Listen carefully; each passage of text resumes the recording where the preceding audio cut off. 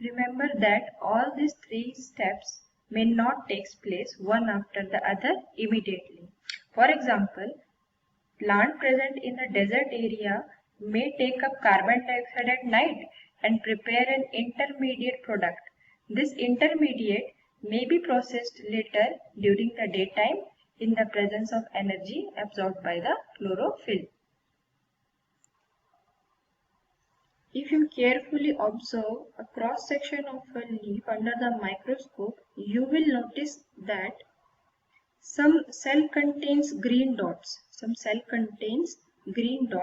These green dots are cell organelles called chloroplast, which contain chlorophyll. And this chlorophyll is capable of trapping energy from the sunlight. And the intense green color of chlorophyll is because it mainly absorbs red and blue light. And the remaining unabsorbed green light reaches our eye, making the chlorophyll appear green. The process of photosynthesis takes place in the cell which have chloroplasts. For example, chloroplasts do not appear in the upper and lower epidermis. So, here the photosynthesis cannot take place. However, middle layer of leaf, that is pelicillate layer and spongy layer, contain photosynthetic cells called mesophyll cells. These mesophyll cells contain more chloroplast than any other plant cells. Hence, the photosynthesis takes place in mesophyll cells. Conditions necessary for photosynthesis. They are sunlight, chlorophyll, carbon dioxide and water.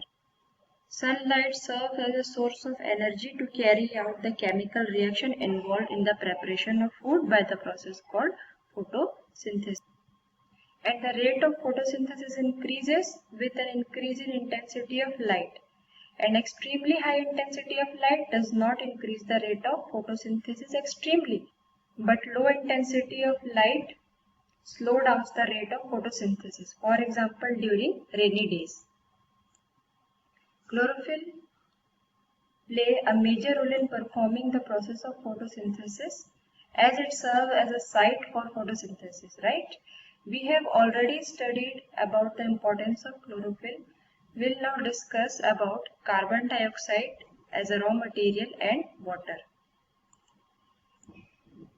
Now let us discuss how the plant intakes carbon dioxide.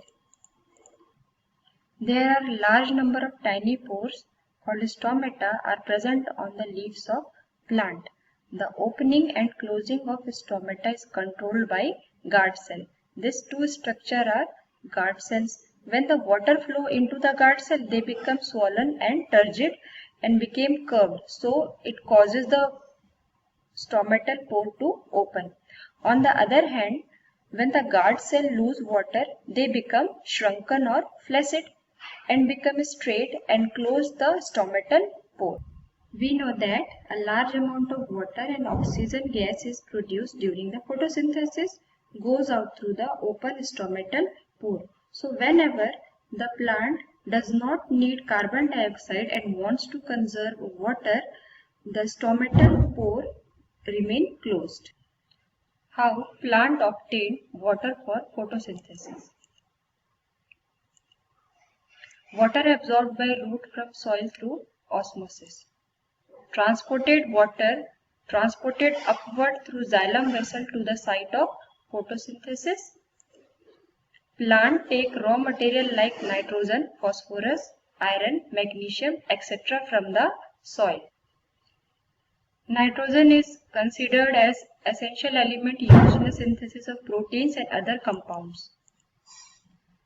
Nitrogen is taken up in the form of inorganic nitrates or nitrites or taken up as organic compounds which have been prepared by bacteria from atmospheric nitrogen.